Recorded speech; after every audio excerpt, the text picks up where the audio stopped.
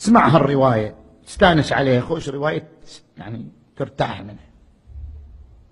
عن وهب ابن منبه. وهب ابن منبه قلنا هذا أحد الأعمدة لروايات الإسرائيليات. في قصة عوج ابن عنق. من هذا عوج بعد؟ أنه كان طوله 3000 ذراع. طوله 3000 ذراع. وكان يمسك الحوت، يعني يدخل البحر مثل ما واحد شنو؟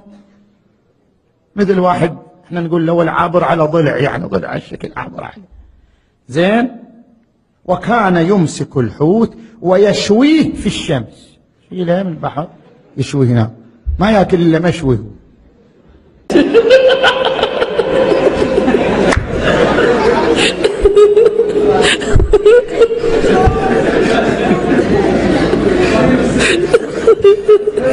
هذا من اللي يقول وأن طوفان نوح لم يصل إلى ركبتيه.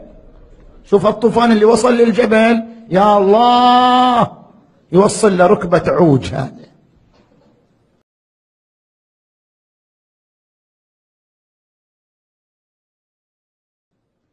وإن موسى تحير وش يسوي وياه النبي موسى.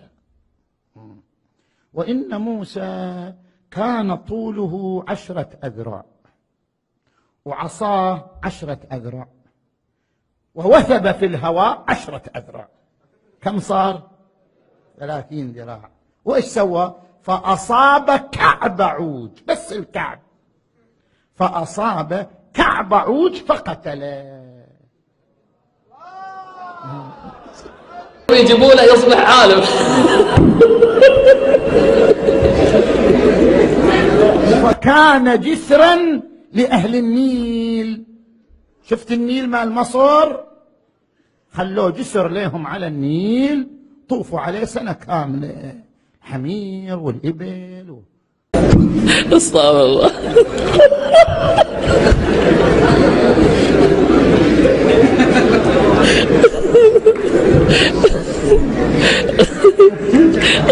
خليه يروح هذا.